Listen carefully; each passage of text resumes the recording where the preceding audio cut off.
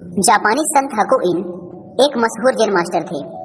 उनके आत्मसंयम, त्याग और साधना के कारण न केवल वहां की सारी जनता बल्कि सम्राट तक उनका सम्मान करते थे।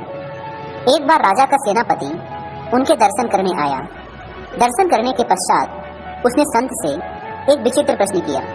उसने पूछा, महाराज, यह बताइए कि क्या स्वर्ग और नरक का अस्तित्व वास्तव में है या वह केवल कल्पना मात्र और लोगों को डराने का ही एक साधन है। मास्टर हकुइन पहले तो एकटक उसकी ओर देखते रहे। फिर उन्होंने उससे पूछा, अच्छा, पहले यह बताओ कि तुम काम क्या करते हो। सेनापति ने गर्व भरे स्वर में उत्तर दिया, मैं एक सेनापति हूँ। संत हकुइन ने शांत स्वर में कहा, क्या कहा? तुम एक सेनापति हो? पर शक्ल से तो तुम किसी भिखारी जैसे लगते हो। जिसने भी तुम्हें सेनापति बनाया है वह अव्वल दर्जे का बेवकूफ मालूम पड़ता है। यह सुनते ही उस सेनापति की त्योरी चढ़ गई। भयंकर क्रोध में उसका हाथ सीधे तलवार की मूठ पर चला गया। उसे तलवार लेते हुए देखने के पश्चात भी संत हकुइन तनिक भी विचलित नहीं हुए, बल्कि उसे बोध कराने के उद्देश्य से बोले, अच्छा, तो तुम्हारे पास तलवार भी है, पर इसकी धार तो पैनी नहीं मालूम पड़ती। फिर इससे मेरा सिर उड़ाओगे कैसे? मेरी मानो तो तुम्हें कोई दूसरी तलवार लेनी चाहिए। हकुइन के इन शब्दों ने आग में घी का काम किया। सेनापति का क्रोध सातवें आसमान पर पहुंच गया। उसने झट से तलवार म्यान से बाहर निकाल दी।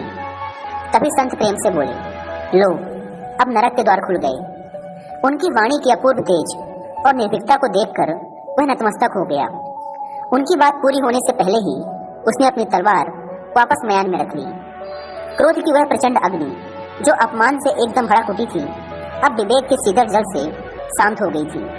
सेनापति की तलवार म्यान में रखते ही संत हकुइन बोले, लो, अब स्वर्ग के द्वार खुल गए। मास्टर हकुइन के शब्दों में छिपा ज्वलंत सत्य उस सेनापति को अब समझ में आ चुका था।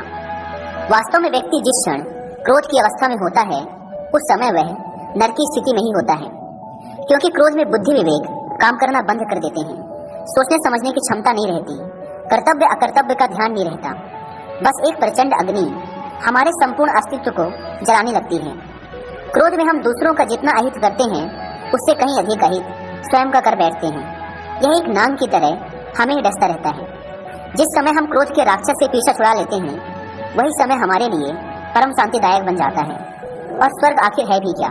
एक ऐसा स्थान जहाँ दुख का कोई नामो निशान नहीं, जो सदैव आनंदमय है। वास्तव में हमारा मन ही हमारे लिए स्वर्ग और नरक का निर्माण करता है।